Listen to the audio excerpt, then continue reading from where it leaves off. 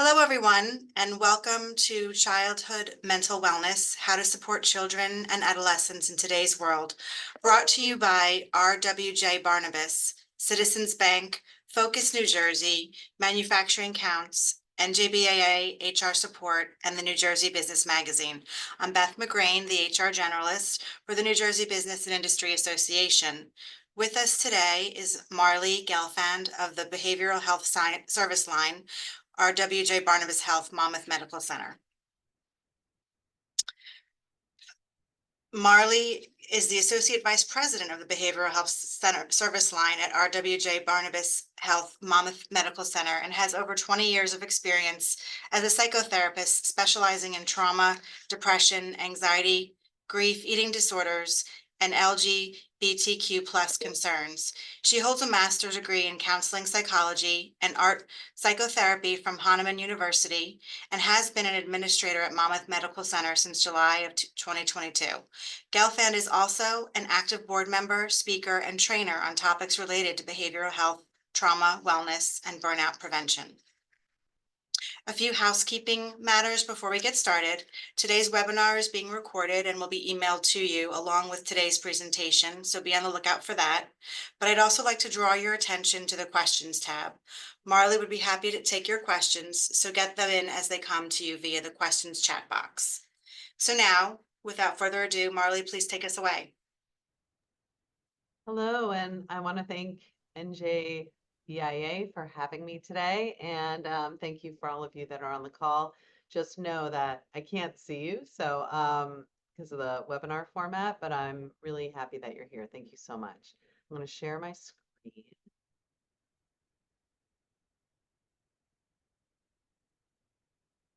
All right. Wonderful. Well, thank you. Today, I'm really excited to talk about like mental wellness for our children. I myself am a parent. I am a psychotherapist. I really focus on individuals ages 14 through 30. And I've been managing inpatient, outpatient psych programs for the RWJ system for more than 20 years. Hard to believe because I look so young, right? Everybody agree?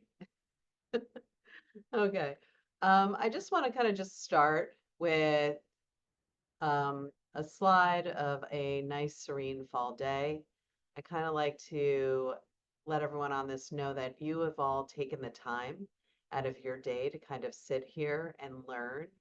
So I really hope that people honor themselves and show themselves grace and appreciate yourself for giving you this time away from your busy days to be able to just spend some time in this space together where we can learn and speak. So just kind of think about this is what's to come. This is our future next few months. And, I always like to start with some beautiful imagery because it kind of like sets us in the right space. So today, I'm really going to briefly review some current trends and statistics around childhood mental health, some of our common mental health diagnoses that we see, what our kids are really dealing with on the daily through their lives, when to get help, and different types of support, and then how to support wellness in your own homes with your children or with children in your communities. Okay.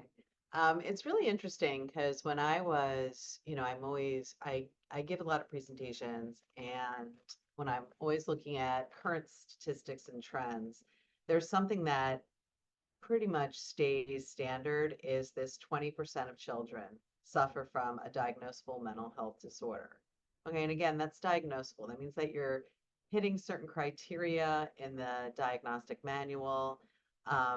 But what I do always search for is how many children are really suffering from mental health associated symptoms, because that's different. Not all symptomology warrants a diagnosis.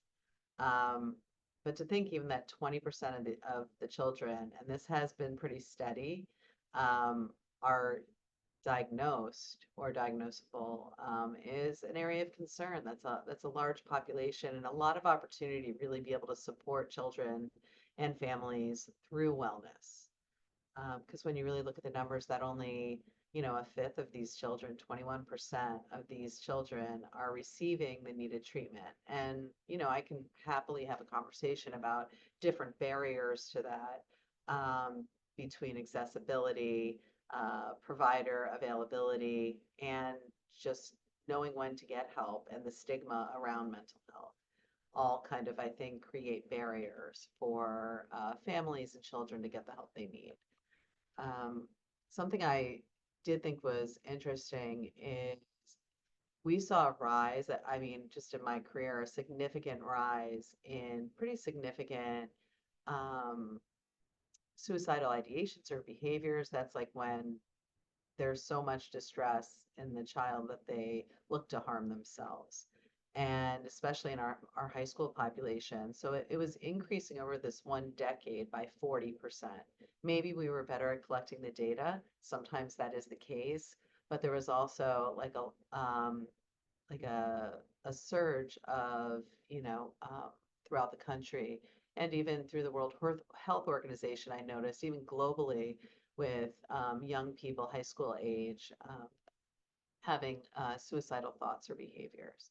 But in 2020, right, a year into the pandemic, it increased as well. And it became the second leading cause of death for youth ages 10 to 14, which sounds really young, right, to a lot of you. But it is young. And the third leading cause of death for 15 to 24-year-olds. So when you're looking at that and it continues to increase, right, um, it gives us almost like a call to say, wow, something's got to change. And, it's not just about having the services available because that is a barrier, a constant barrier, but it's more about even conversations like what can we do as parents to have some knowledge base to just to be able to support the wellness before it becomes, a mental health disorder. Like what can we do to support wellness in our children? So a lot of that starts with education and having the knowledge. And as you'll see through the slideshow, it also, and through our talk, it is really about like our own comfort as adults in having these conversations and normalizing, the ability to speak to when our kids are struggling and even when we're struggling. Um, this one I like the 2020 parent survey. This was through the American Psychological Association. 71% of parents had noted that the pandemic has taken a pretty significant toll on their child's mental health and well-being. Um, I know my two children. I had my daughter was in eighth grade at the time. My son was finishing his freshman year of high school. And I just remember at first they were like, yay, we get to be home, right? But that faded quickly for my kids. And I mean, their learning, their, socialization, and just kind of feeling trapped and afraid definitely had an effect on their typical disposition.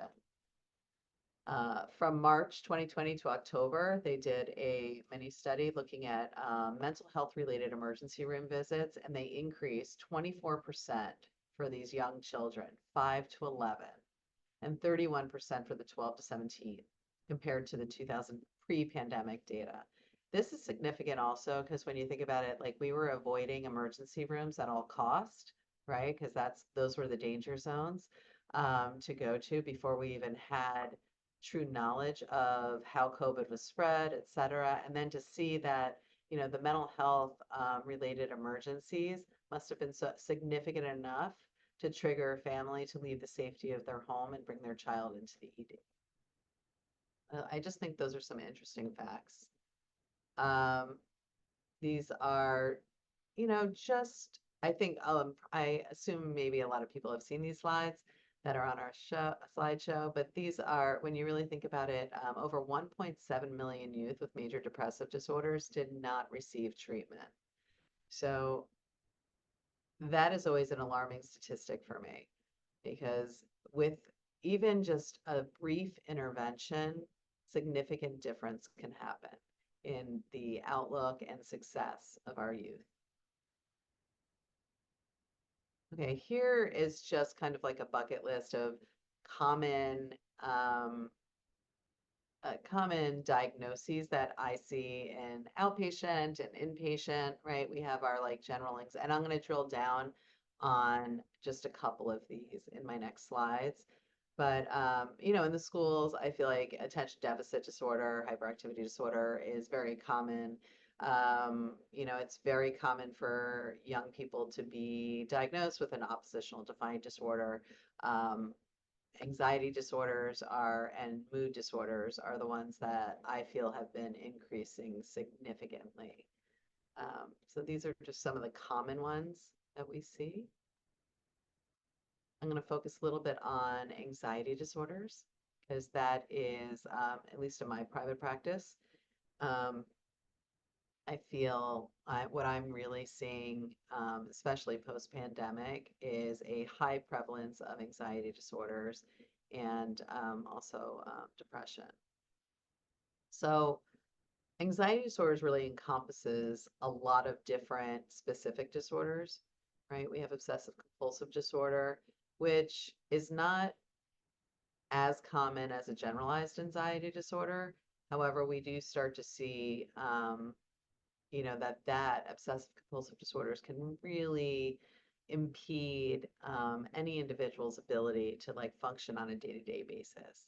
And post-traumatic stress disorder, PTSD, this is something that people were commonly hearing for war veterans, right? But trauma and the experience of trauma through a lot of studies that have been out and acknowledgement through ACEs, which is a scale that kind of measures like at risk for having trauma, is demonstrated that trauma is not just about like one significant event. There can be like, if you, for example, like reside in a neighborhood that has a lot of community violence, right? Nothing maybe directly has happened to you, but it's like that constant hypervigilance and that fear that can elicit a traumatic response in the body and behavior for kids. So I just want to make sure that I'm, um, being clear that, with trauma, um, sometimes it's not just this one event,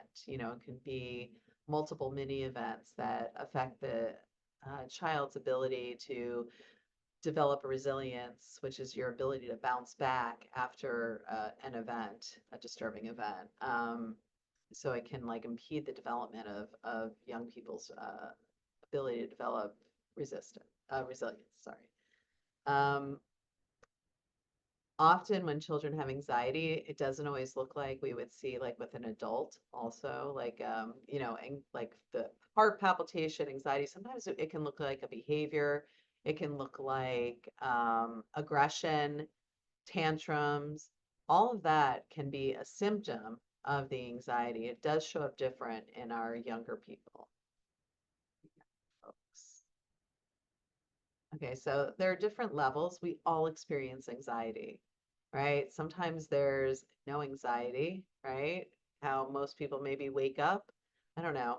Sometimes I find this slide to be interesting because I know some of my patients who have anxiety, their morning is their high anxiety time. Like they kind of wake up in that state of alert and hypervigilance.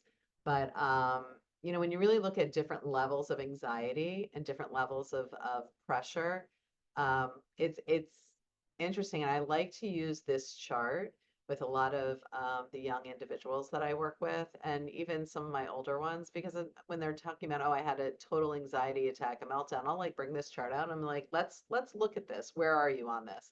And 9 out of 10 times, I'm like, oh, I was more like a level 4, a 3 or 4, or sometimes a 5. But typically, I'm not seeing people at the 6 and up. So, but it's uncomfortable. And that's what we have to like acknowledge as parents and as adults, that are in these young people's lives, like the feeling of anxiety is extremely uncomfortable. So, we want to make sure that we're respecting or being like, oh, this is normal for high school, right? Oh, they'll be your friend tomorrow.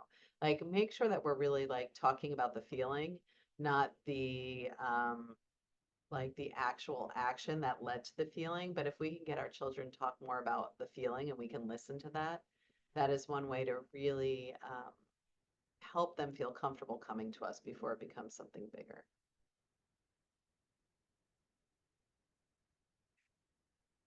Warning signs, right? For those of us, I think it's really important to kind of look at when we're starting to see like a shift or a change in our child's behavior. Yes, sometimes that's puberty and hormones and adolescence. I agree. I have right now, my children, I have a senior in high school and a sophomore in college. And, it's still an adventure every day. Um, Sometimes I would say when my younger one, my daughter, was kind of like in her middle school years into early high school, I didn't know who was walking out of the room every day, which version of her. And that is normal behavior. However, it's still good to check in with it. So when you're really seeing an increase in like tiredness, wanting to nap excessively, I mean, teenagers nap, some of that's normal, but if it's not what they normally do, and all of a sudden they're taking like 2, 3 hour naps when they get home from school, having a really hard time getting up in the morning, very irritable. You see like the quality of their schoolwork starting to change and shift, noticing that there's a increase maybe in risk-taking behavior or their typical kind of sunny disposition or laughing at your mom or dad jokes ceases. Complaints about like a lot of somatic complaints about physical illness. Typically, I would see headaches, stomach aches. That's usually um, where most people kind of hold their anxiety. It's like in their head, they have a headache, maybe from lack of sleep, and really in their stomach part of their body. Being jumpy, ill at ease, or just seeming like they're in a fog. Um, some kids will be like, oh, I'm just zoning out. But it's like if you're seeing that more often, you want to talk to them about it. You can say, I'm just concerned. I just want to see what's going on with you. Increased sick days, skipping classes, not going to scheduled activities, dropping off of teams that previously maybe were really important to them, being chronically late for things when they weren't previously, and a lot more arguments or like decreasing their social interactions with friends.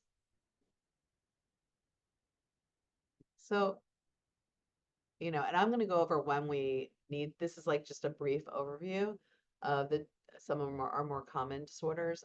Treatment, there are a lot of different types of therapy. I found that in my practice, dialectic behavioral therapy is really helpful. That really helps young people find different ways to regulate your emotions and helps them feel more in control and have skills to be able to regulate that. That's a real simplified version.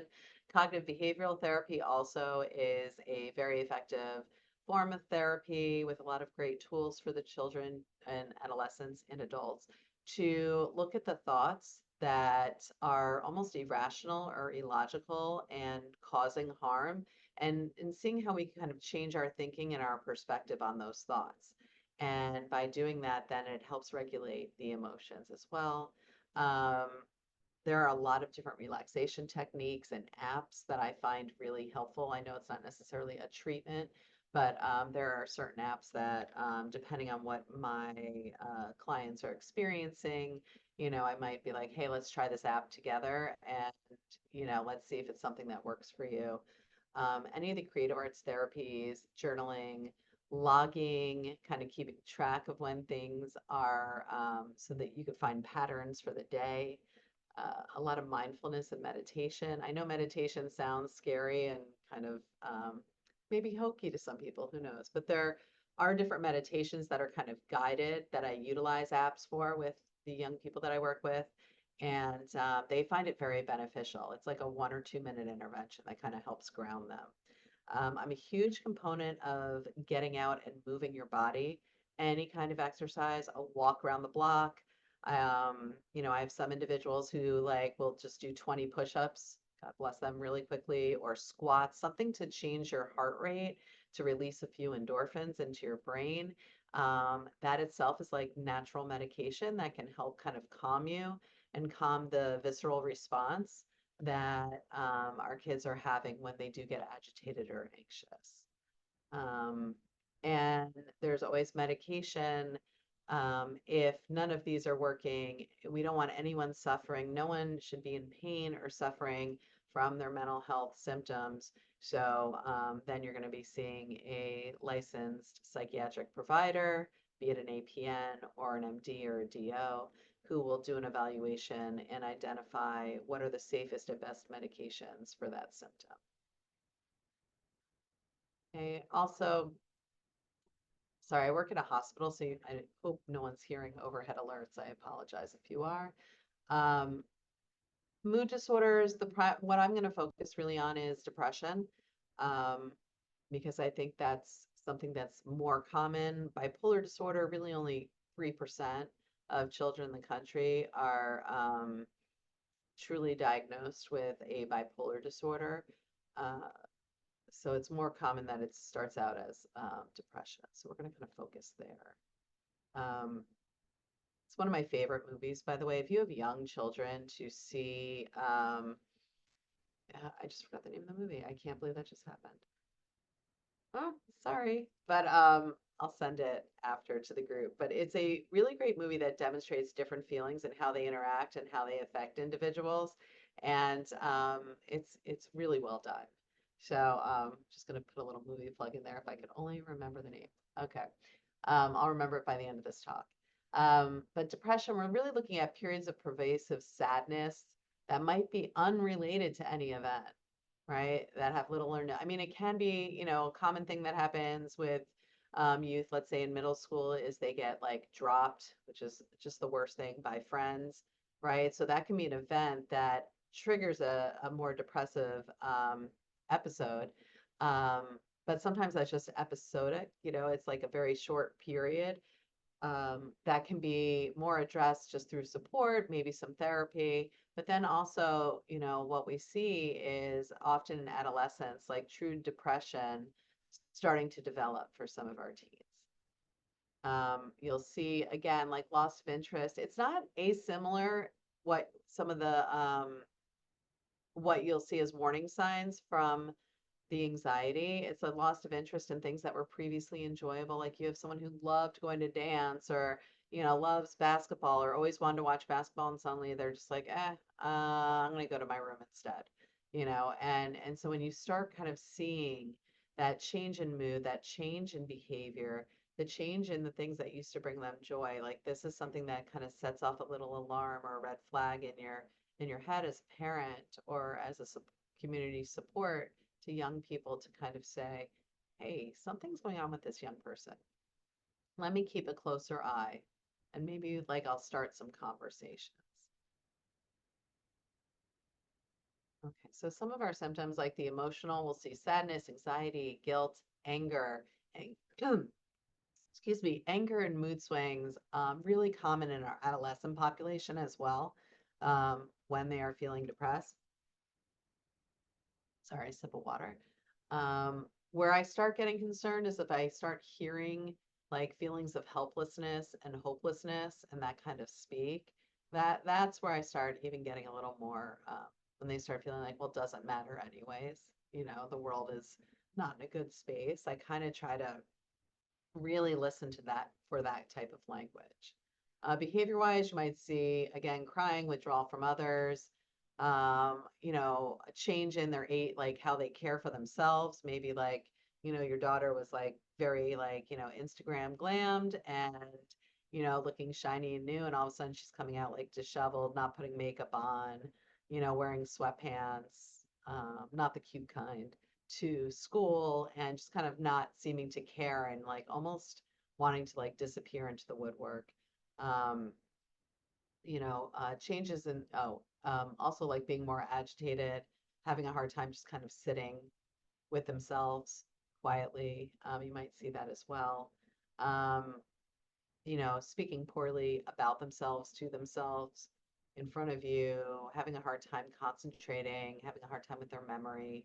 Like these are all symptoms that they might be experiencing a mental health related um, episode.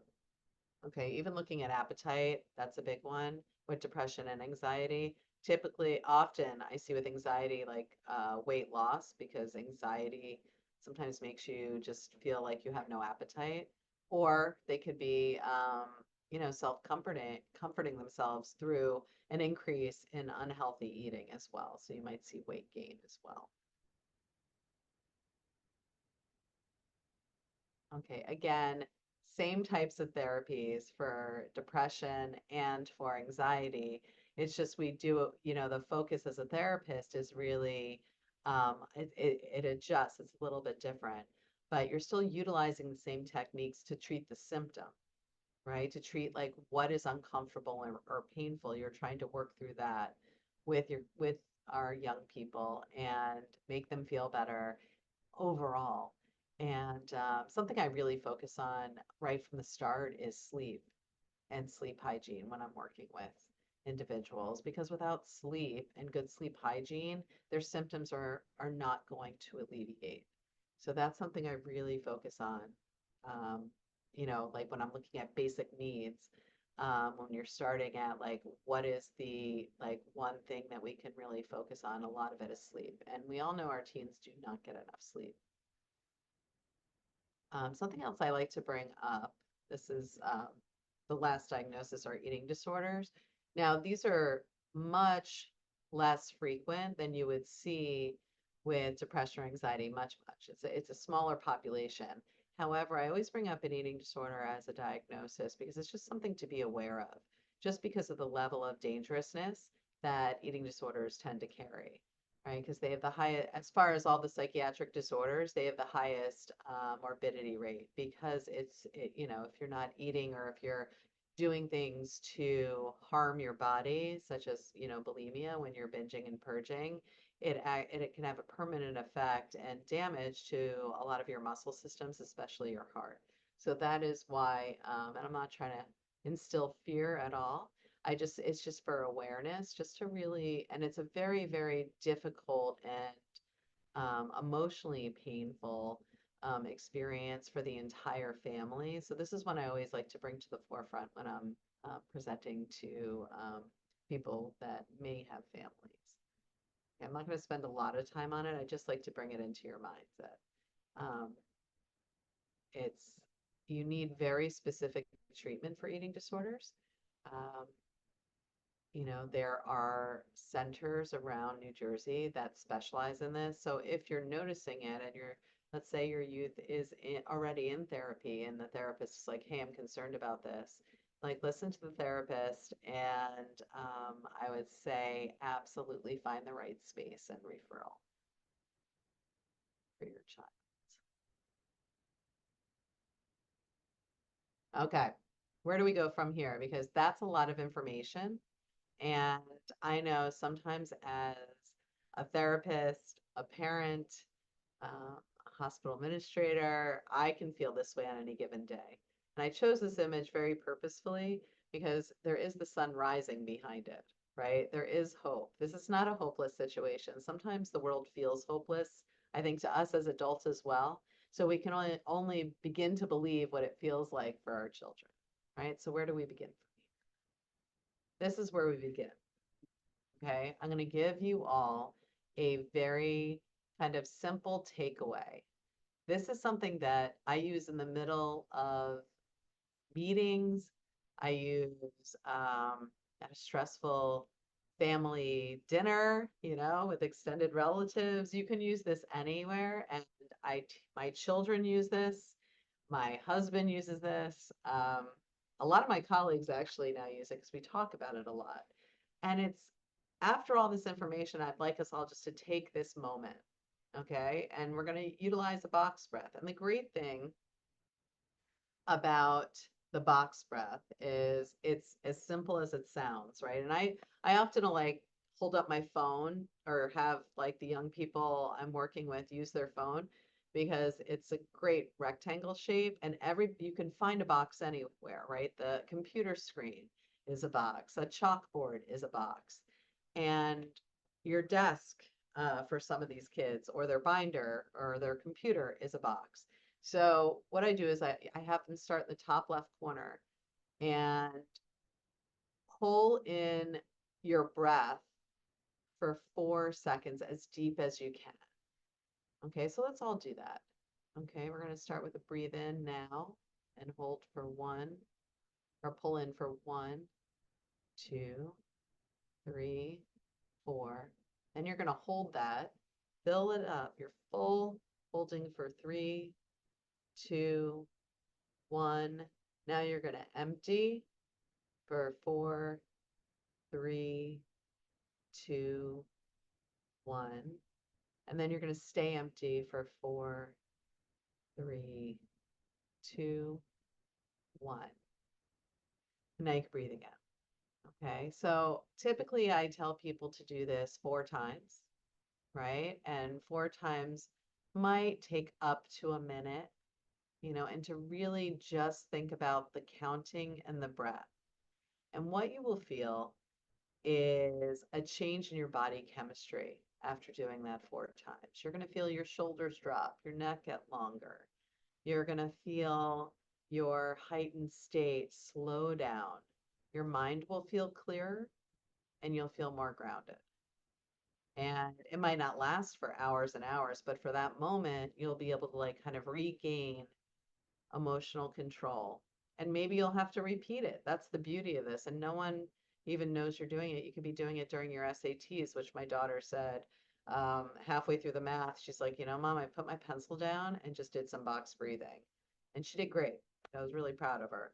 But she said, I got really scattered on this one problem and I know it. And I just started getting anxious. So I kind of closed, like didn't look at it, did box breathing for like a few rounds and was able to refocus and continue.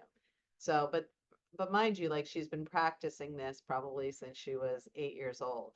So, like anything that we're learning new, we have to practice it. And I always say practice it when you're not experiencing any anxiety or heightened state, when you're not activated, because then when you are activated, it'll already be a habit. I have some people practice box breathing before they even get out of bed. The alarm goes off, they hit it because that's a startling event when your alarm goes off sometimes. And I just say, do like 2 rounds of box breathing before you put your feet on the ground. Okay, so that's one of my little takeaways for everybody. Okay, what our kids are facing today. Not only our kids, but us as adults. Okay, the social media platforms. There is a constant influx of information, right? There's so many different platforms. They're texting on Snapchat. They're sending each other videos on TikTok. They're seeing constant contact. I don't know if anyone's ever watched a young person scroll through TikTok, but they're looking at a video and it might be a 10-second video. They're watching 4 seconds of it going on to the next thing, watching this, so it's this constant information that they're trying to process. And I think that in itself almost is overwhelming, can be anxiety producing, especially depending on the content. I mean, I know if I have the news on any given day, I'm turning it off, because it's just one horrific event after another flooding our visual, flooding, our auditory. I mean, it's coming in at both. I always tell people if they're feeling anxious, don't listen or watch the news, read it, because then you can put your own level of drama to what you're reading about. And it actually helps you take in the information without an emotional connection. Um, the cyberbullying and harassment, I remember, being a kid when we just had like our little landline phones, right, before anything else. Like if, somebody was angry at you on Friday, you didn't have to deal with it until Monday, right? Like I mean, maybe there'd be prank calling, but that's pretty innocuous. But this constant and the kids' attachment to the phone, it's like seeing that you're left out of things, seeing that, people are just like sending you horrible texts, horrible messaging, saying negative things about you on larger social media platforms, like for all to see. There's just no escaping it. Um, I know, my kids used to use this term FOMO, like the fear of missing out. And, you can see like if a group of girls has a sleepover, you could see it real time and that you weren't invited. And that causes a lot of distress for our young people. I know like now that we're older and we're grown, we know that that's just like a blip or a page in the chapter of life that now maybe feels insignificant to us, but at the time that is everything. So as adults and parents, we really need to be aware and acknowledge that. Their isolation and inability to really connect. I mean, I've had plenty of conversations with young people, and it's so interesting. Sometimes they talk like they text. I don't know if anyone noticed that. Or the eye contact thing, like they're often looking down. And I just feel like mechanically they're used to looking down, like looking down, looking at their phones. So eye contact also becomes kind of uncomfortable and odd for a lot of young people. Um, the level of on-screen violence is normalized. Just the news itself, like we would not see, 20 years ago what is on the news now that showing like the, actual violence on TV. You would hear more about it, but now we're also seeing it. TV streaming apps. Um, there are some articles about the normalization of violence on video games as well. Um, there's no research confirming that makes people more violent if they play violent video games, but it's still, in my opinion, like you're seeing it, you're experiencing it, you're having the same body response to it. So I think that that also can elicit and install some of the anxiety responses that we see. Um, Identity definition, like children are trying to figure out who they are. In my practice, I work with quite a few like young 20 somethings and older teens who are really trying to figure out like, what is my gender identity? Who am I? Um, how do I want to be perceived? And it's fluid and it moves because there's so much conversation about it that they're trying on like, trying to figure it out and trying on different ways of being to see where they feel comfortable and where they fit. And the beauty is when they find that space that they can like find their identity and who they are and feel comfortable in it. A lot of the social pressures our children are under around substance uses, being, a bystander in bullying, being afraid to kind of speak up, which causes a lot of stress for kids because it could be very dystonic with who they are as a human being. But they're scared if I say something, then I'm going to be the next target, right? And that is all real. These are all real. Pressures around sexual activity. Also, a big one that I see in my community is success pressure and burnout.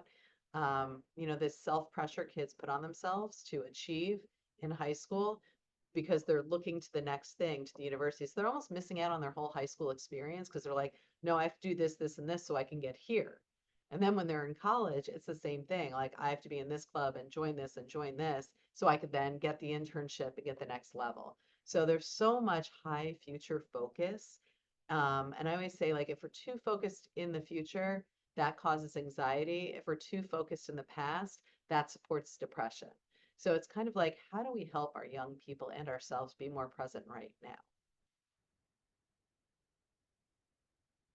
Okay, so stress, right? I always love this slide because it's so telling. But this is what I think stress feels like. It doesn't just affect the person, but it affects their entire environment and their outlook on how they see everything. So we're just going to talk briefly about stress, and then I want to leave room for questions. Okay, so stress is our body's normal response reaction to any changes that require a response from us or an adjustment, right? So it can be really something positive, like, oh, I made the varsity team. I'm joining this new team. I have a new jersey. I'm on this, like, I'm on the best team. I'm so excited and happy, but oh my gosh, I have to practice this much and I have to do well or I'm going to be sitting on the bench.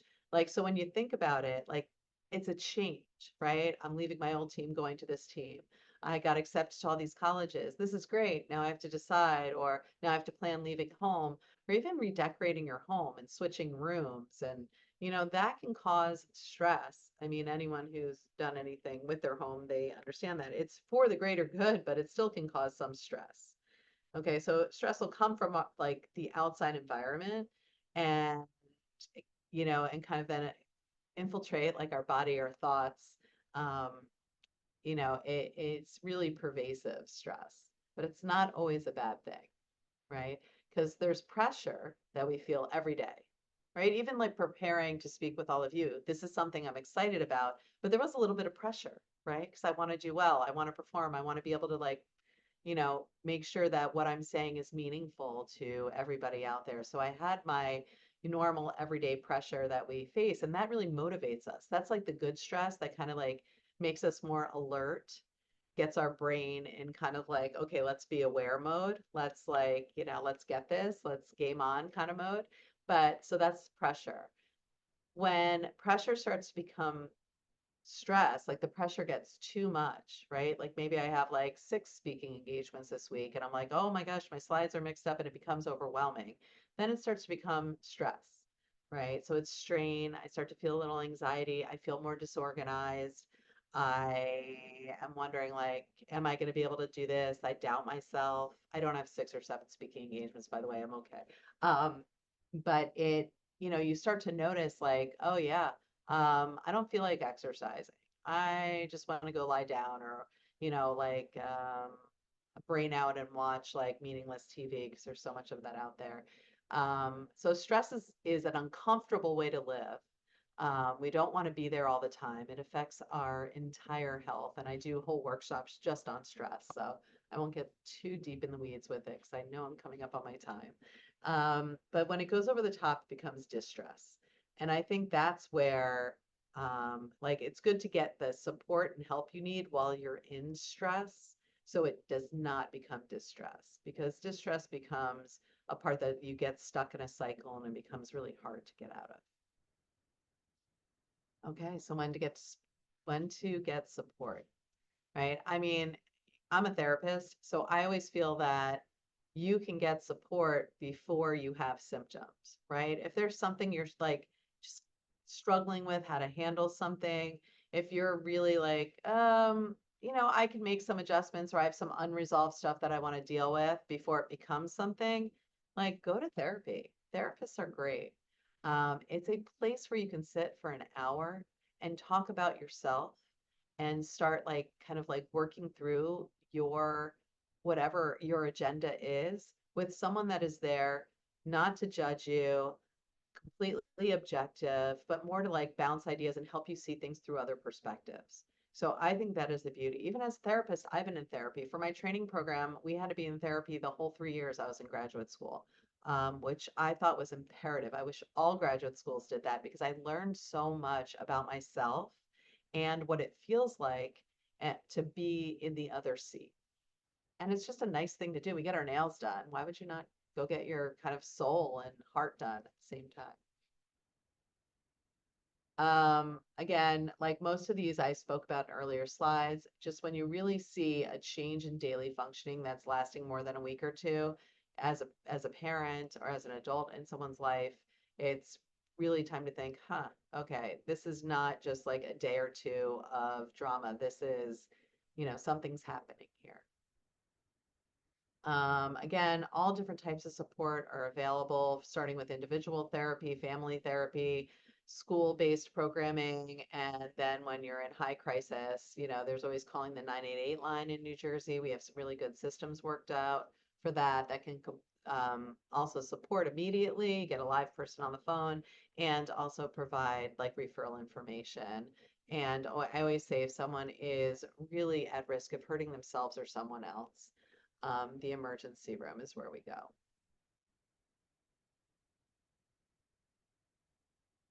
Wellness at home. I know I only have a few minutes, so I'm sorry, I might go like 2 minutes over. But I will take questions after. This is like the challenge, right? Because when you have adolescents, and even me as a therapist, like my child has been in therapy, my daughter. And it was really interesting because I knew she was struggling. It was post-COVID. It was just I saw these like pervasive kind of like her sleeping more, her struggling, her not like really being engaged in activities. She left a club team and soccer was her whole life. Like there were a lot of things going on with her. So got her into therapy. And it took us maybe three different therapists to find the right one for her. And fortunately, we were able to find the right one for her, and she really benefited from it. Some of the things that I would do to get her to talk to me is we would go for walks every night. Something about like the movement, the bilateral stimulation, and kind of walking it off was really helpful. And I noticed on these walks, she would just open up and start talking about her day and talking about how things felt for her. And even on one of these conversations, and this is like maybe like 7 months into therapy, I said to her, I feel like you're still struggling a little. Are you thinking that maybe, you need some medication at this point? And she started to cry and she said, Mom, thank you so much. You've been hearing me. So it's just asking a little question. I was not coming up with solutions. I wasn't telling her what I think would fix it. I really focused on like, she would tell me something. I'd be like, well, how did that make you feel when that happened? Tell me more about that. Instead of like, because as a parent, trust me, I want to fix everything. Um, that's just my nature, and I think that's most parents' nature. But if we jump in with solutions, they're not going to learn kind of how to navigate. And a lot of times it might make them feel shut down from expressing what's really important. Again, don't ask, what can I do to fix this or what can I do for you? Just ask, what do you think can help you right now? And I know I'm summarizing, but a lot of times I would also say, gosh, that sounds really stressful. When she would tell me something, she wasn't saying she felt stressed, but I'd say, ooh, to me, that sounds pretty stressful or upsetting, or that sounds pretty scary, kiddo. Like, how did you handle that? And they might say, well, I didn't. And I'm like, yeah, well, that's scary. And then they'll be like, yeah, it was. Then they'll be more open to talking about their feelings. Again, I talked about my brief walks. Very dear friend of mine, they would take their teenager driving, to get all their permit hours. And that's when their teen would just start, like while they're driving, opening up and talking. So we all, some another patient I know says they like to cook with their parent, and that's when they can bond and talk. Um, something I do in my family or try to enforce, which is not always the easiest, especially with my husband, who's like sometimes on call, is phones away at dinner time, just to like get that beeping, buzzing, vibrating away, even if it's just for 30 minutes, just to give ourselves a break from the constant influx of information. And again, like leading by example when it comes to asking for help, normalizing, accepting support. Like I was open with my family, when I'm like, I feel like I'm gonna go to therapy for this when I lost a colleague, or when I was frontline during the pandemic. And they knew I was in therapy and I'd see a therapist, and it just kind of normalized. Like I need help right now, and now I don't need help, and now I do, and now I don't. So I think when people start seeing it as, oh, like I go to the doctor when I have strep throat, I'm going to go to my therapist when I'm feeling this way. It helps normalize it.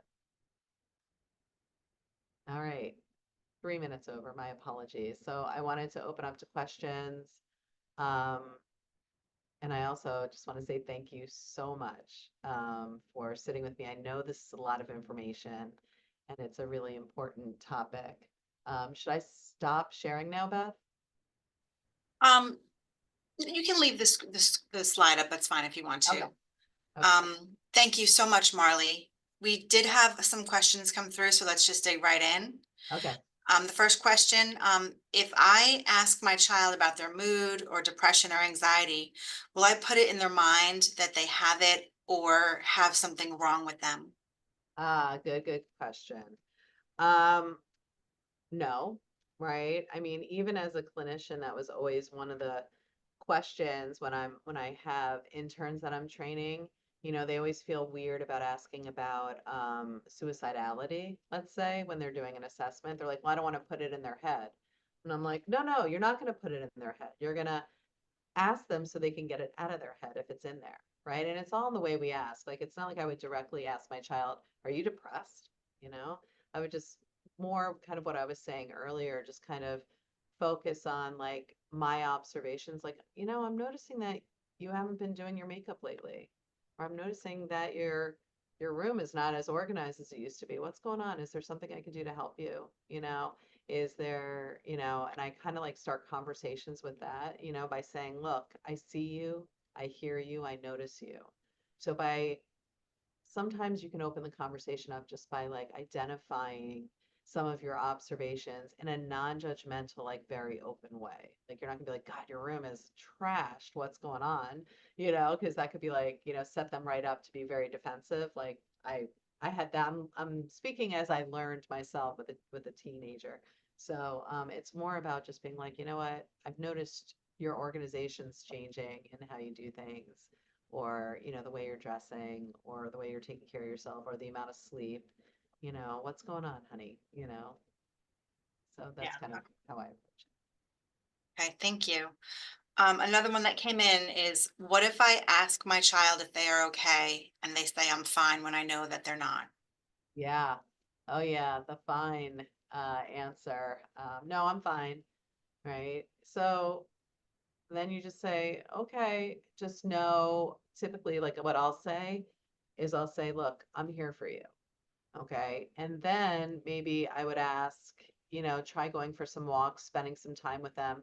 And again, try to weave things in, be like, I noticed the other day, or I haven't seen you spending time with Francine lately, Franny, and that's your best friend. Like, is something going on? You know, so that they know that you're paying attention, and it's really about observation, being present, making sure we're not trying to fix, making sure that our statements are non-judgy. And I'm not like that 100% of the time, as a parent. As a therapist I am, but as a parent sometimes, we're human beings, and I'm just like, ugh, I can't even walk in your room, what is happening here, girl?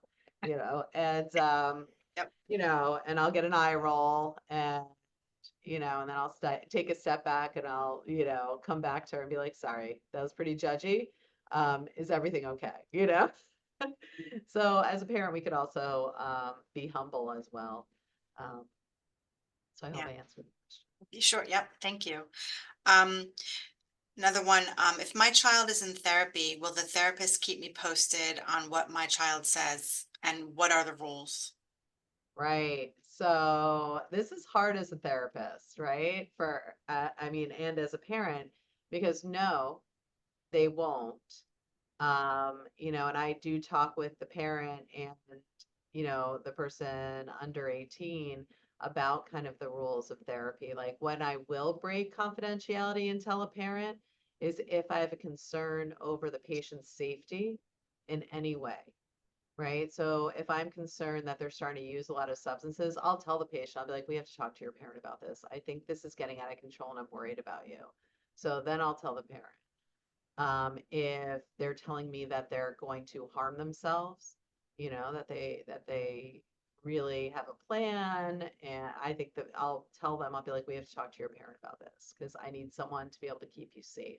So the only time as a therapist really that we should be breaking confidentiality without the permission of the patient is when there's a concern for safety. Other than that, if the child's like, look, telling me like, I wish I could talk to my parent, I don't know how to, I'm not going to tell the parent for them, but I'll have a family session and have the parent in and support them while they tell their parent.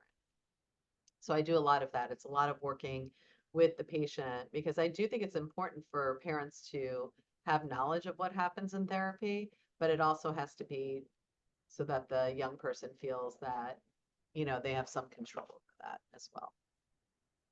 Okay. Okay. Thank you. Thank you so much. I don't see any additional questions. So okay. Okay. I do see something. Okay, so someone missed some slides on the school anxiety and wondering if there's a way to get a copy of this recording. And the answer is yes. They're going to be sending the recording and the slides in over the next few days. Um, I don't see any other questions in the chat, so I just want to ask Marley, do you have any last words or last thoughts, anything you want to leave us with? Yeah, I do actually. I, as parents or providers, whoever is on the call, I just want you to be kind to yourselves. It is not easy raising and supporting, the next generations in the world today. It's a very different world. It's very complex. And, if you feel like something's wrong, trust your gut and get support or speak to other parents. There's NAMI, there's the Mental Health Association of New Jersey. I mean, there's so many great organizations that have parent support as well here in New Jersey. We're very fortunate. As a parent, sometimes it's really stressful being a parent. Get yourself help too. Remember, we're going to role model what we want our children to do. And I think that's really important as well. But again, like be forgiving of yourself. Sometimes we have to laugh at some of our mishaps as parents. I know I do. I think it's just really important to treat yourself with the same grace that we're trying to treat our kids with and each other with.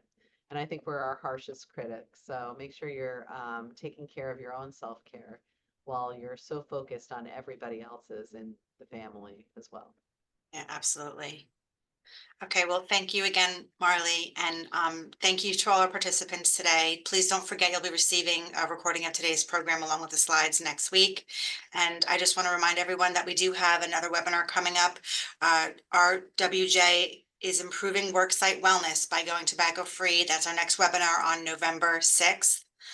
And until next time, from Marley Gelfand of the Behavioral Health Service Line, our WJ Barnabas Health Monmouth Medical Center. This is Beth McGrain again, thanking you for being with us today and wishing you a great rest of your day.